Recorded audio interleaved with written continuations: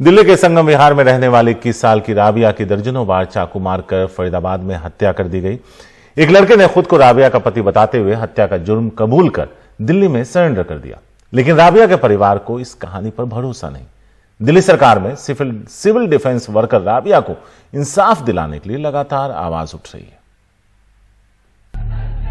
दिल्ली के संगम विहार इलाके में 21 साल की राबिया सैफी को इंसाफ दिलाने के लिए 27 अगस्त से रोज कैंडल मार्च और प्रदर्शन हो रहे हैं। सोशल मीडिया पर भी मुहिम चलाई जा रही है।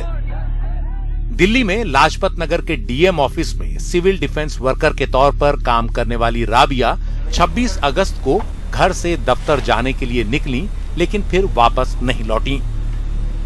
अगले दिन यानी 27 अगस्त को मोहम्मद निजामुद्दीन नाम के एक शख्स ने दिल्ली के कालिंदी कुंज थाने में सरेंडर करते हुए कहा कि उसने राबिया से इसी साल जून में कोर्ट मैरिज की थी, लेकिन उसे राबिया के चरित्र पर शक था, इसलिए उसने सूरजकुंड ले जाकर उसकी हत्या कर दी। लेकिन राबिया के परिवार को इस बात पर विश्वास नहीं है। देखो, जैसी उसकी हालात थी, 25-30 चाकू लगे हुए थे जिस्म के अंदर।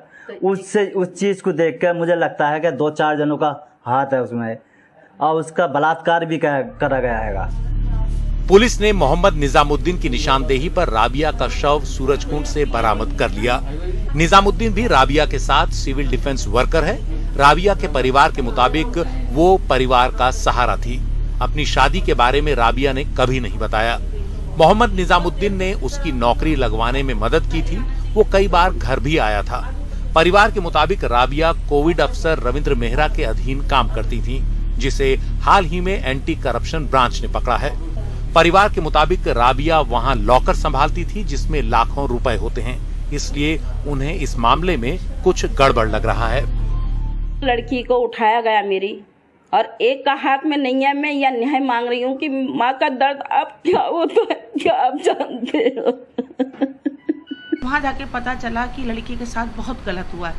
उसके और पार्ट्स में मतलब चक्कू मार दिया, चेस्ट में, हिप पे, और 56 चक्कू उस लड़की के पूरे बदन में, हाथों में उंगलियां कटी हुई थी, उसकी सर में चोट आया हुआ था। तब से हम लोग इसी उसमें लगे कि हमें सीबीआई जांच चाहिए, और क्या कहते हैं, अब तो खैर हम और हमारा केस हमें दिल्ली में चाहिए, क्योंकि लड़की तो हमारी दिल्ली की है। उधर फरीदाबाद पुलिस का कहना है कि आरोपी निजामुद्दीन 3 दिन की पुलिस रिमांड पर है। उसने अपनी कोर्ट मैरिज के कुछ दस्तावेज दिए हैं, जिन्हें वेरीफाई किया जा रहा है। जो राबिया है उसके साथ में रेप हुआ है, और जो आरोपी है वो अकेला नहीं था, और भी इसमें लोग शामिल हैं, और इसके पीछे कोई कॉन्स्पिरेसी है। तो इसको लेकर जांच हुई, उसमें क्या कुछ निकल पाया है? नहीं, ये जो रेप की पुष्टि नहीं हुई है, ये एक मेडिकल एविडेंस है, और इसमें रेप की कोई पुष्टि नहीं हुई किसी भी तरह की। और उसको इंजरी है काफ़ी चाकुओं से, जो सर में, आँख में, और नेक पे और चेस्ट पे, वो उसमें है पीएमआर रिपोर्ट में। मतलब घटना के बाद केवल वो अकेला था, और ये जो मृतका है वो थी? हाँ, ये दोनों ही थे। हमारे जो टेक्निकल एविडेंस के अनुसार घटनास्थल पर ये दोनों ही थे। अभी तक की जाँच में यही सामने आया है, और वो जो काफी टेक्निकल एविडेंस है वो काफी मान्य है और सफिशिएंट है। पुलिस अब इस मामले की हर पहलू से जांच में जुटी है।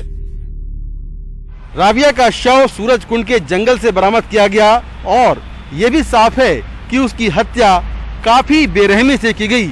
उसकी हत्या को लेकर उसके परिवार ने कई गंभीर सवाल खड़े किए हैं।